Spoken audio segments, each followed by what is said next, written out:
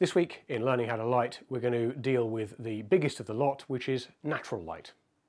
Now, it's such a huge topic that arguably learning how to use and work with natural light is a lifetime's work. This video can clearly only be a quick overview of some things to look for, some different ways of working with it. It's just too big a topic to go into in one simple video.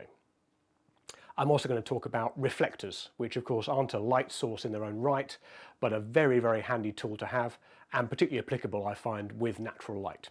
Enjoy. Now you might well be asking, where does daylight fit into all of this? I seem to have been skating around daylight and natural light throughout the whole course so far. I keep referring to flash and continuous lights and all sorts of things. There's a very good reason for this. Don't forget that all light, no matter what, obeys those four key characteristics: direction, quality, quantity and colour. The reason I've not gone into enormous depth with daylight and natural light is the unavoidable fact that to illustrate those things I would have to go and shoot all these videos in an enormous range of different daylight conditions. And as I'm sure you can appreciate, that could take a very, very, very long time, involve an awful lot of travelling, huge amounts of stopping and starting.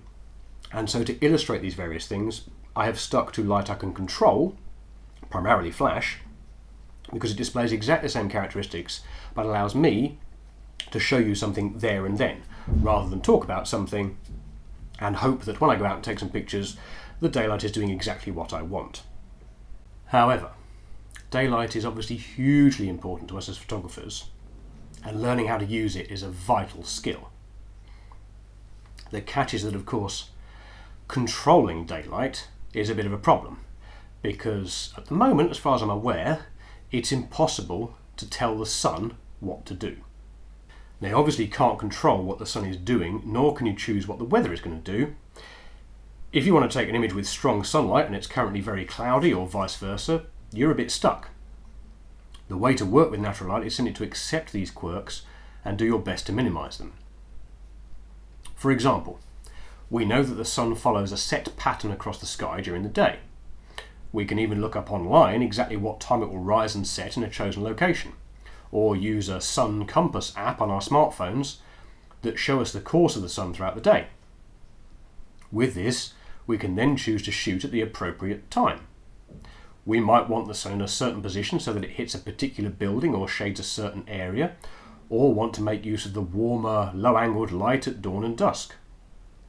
Simply choosing when to shoot gives us a small degree of control, or at least allows us to be prepared and ready to go at the right time.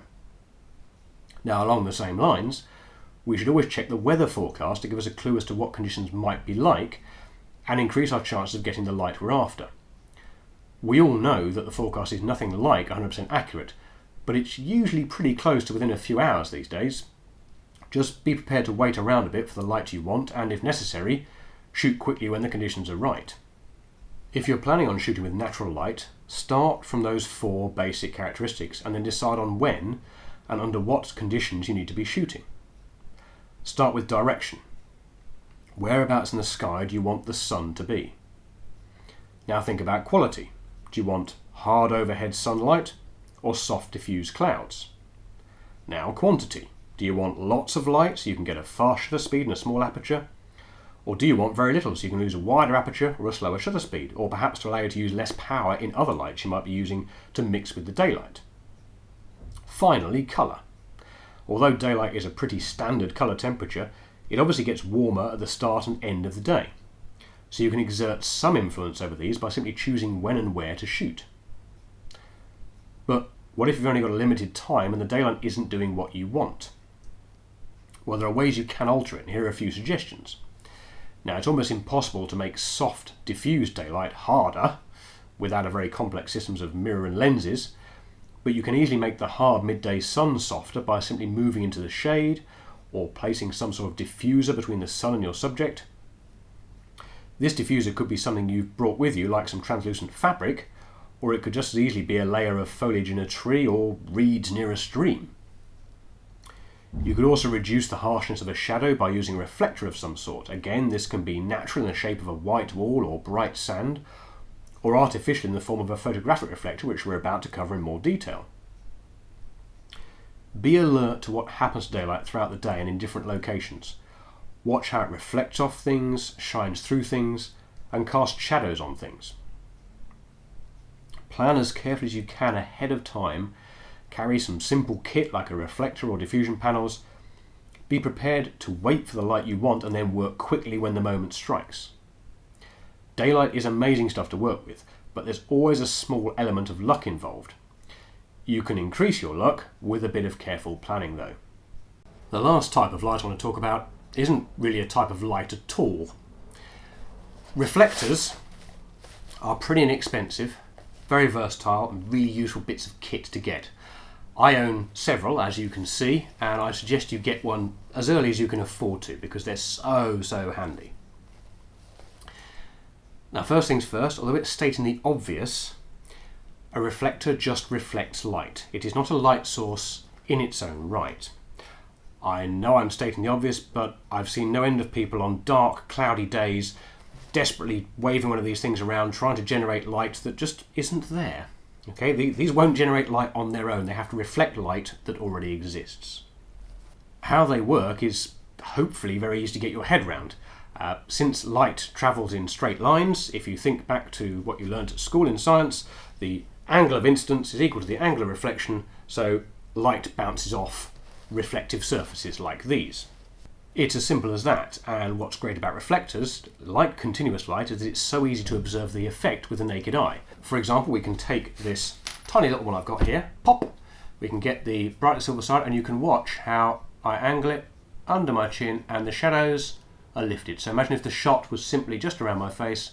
As I angle this, I can lift the shadows. Very easy to use, very simple to see what you're doing as well. Again, I might sound patronising, but I've been stunned at how many people can't really use these. They just sort of hold them near somebody.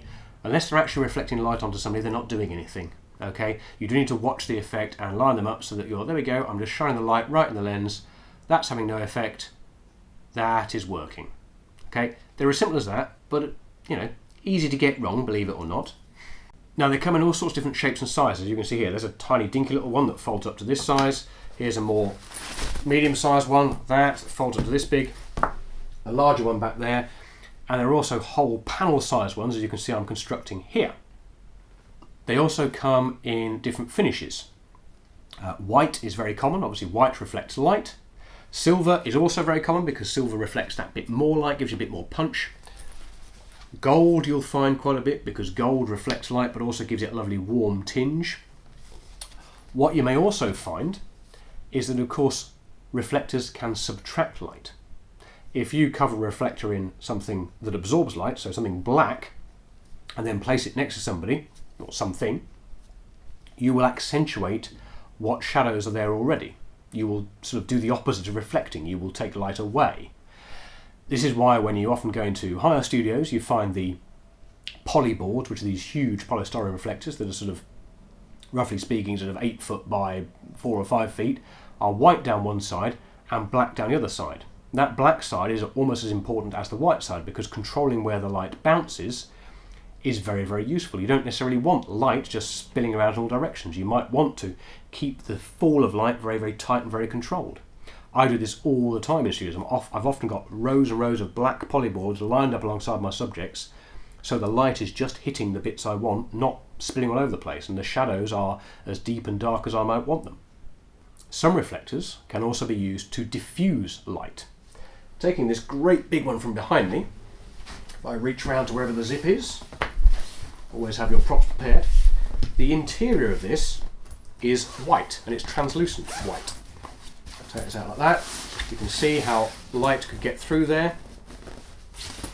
And that could be used to diffuse light. So I could take this outer cover off and I could hold that on a bright sunny day over somebody's head, and the hard sunlight would be diffused by the white fabric and they wouldn't be standing in hard sunlight. They'd lose some of these hard shadows you might get under the eye. Really handy, useful little thing to have. And of course, reflectors right across the board, of course, don't need a power supply. They don't need synchronizing to your camera. Open them up and away you go. Probably the most versatile type of reflector to get if you're just starting out or frankly buying something that will last your entire career is either a frame system like this one. Don't worry, they do come in smaller sizes. This just happens to be the large, life-size, human-size one that I use all the time. Or discs like these, and like the one behind me, which contain an inner, in this case obviously this white translucent one is an inner, and then have a fabric that goes over the top. Something like this is actually 4 reflectors in one, because the inner can be used as a very simple white reflector, or it can be used as a white diffuser, a white sort of shoot through. And then when I put the fabric on the outside, I've got silver on one side and gold on the other. 4 pieces of kit in one piece of kit. Very, very handy indeed. Disc ones like this offer all sorts of fun and games to anybody who's also familiar with pop-up tents at festivals. They function in a very similar way. I've had no end of fun over the years watching assistants who don't know what they're doing, or journalists or similar people trying to put these away. The secret is very simple. Have your hands the opposite way around. So I've got palm facing me, palm away from me, hands at opposite sides, and simply twist them together. There we go. All folded up, and it'll fit back in the pouch. Simple as that. Okay, now you look like a real pro. Now reflectors can obviously be handheld, although make sure whoever you delegate to holding them actually understands the basic concept of, as I said earlier, bouncing the light so that it catches somebody, because you'd be surprised how many people don't get it.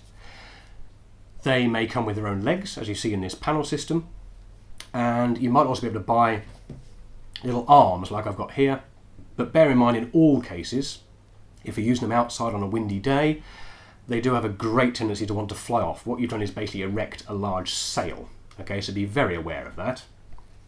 Now, of course, it's most common to see these in use on bright, sunny days to help fill in the hard shadows you get from a direct sun over somebody's head. That's why I use them an awful lot of the time, and how you may find yourself using them a lot. One little warning though, bear in mind this is like a small mirror, so do be careful aiming it in your subject's eyes. Yes, you will lift the shadows, but you might also be blinding them. You may find your subject squinting the whole time, because this isn't very comfortable to look into. Now don't forget that they can also be used as a diffuser in some instances. For example, the inner of that one we know can diffuse light, and they don't just have to reflect the sun.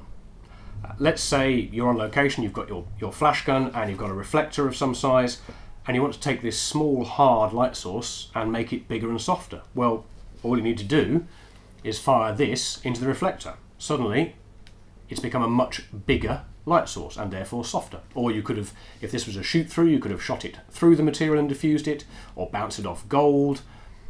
Like I said earlier, they're such versatile pieces of kit and so inexpensive. I mean, a small one like that, which obviously due to its size has limited use, is perhaps 15 or 20 pounds. Medium sized one like that is maybe 30 pounds. That, by the time you add a fabric, is perhaps 50 or 60 pounds, but still, for what they are, and I should point out, this has lasted years and years and years, they're such a worthwhile investment. Okay guys, hope that was helpful. Next week, I'm going to start on the topic of reverse engineering, which is a really handy skill whereby you can learn to decode other people's images and then rebuild parts of them within your own work to create particular effects. Don't forget, this is a free lighting course that I'm releasing once a week on this YouTube channel. Obviously subscribe to get notifications, hit like if you like what I'm doing, and if you've got any questions, stick them in the comments below and I'll do my best to answer them. I'll see you soon.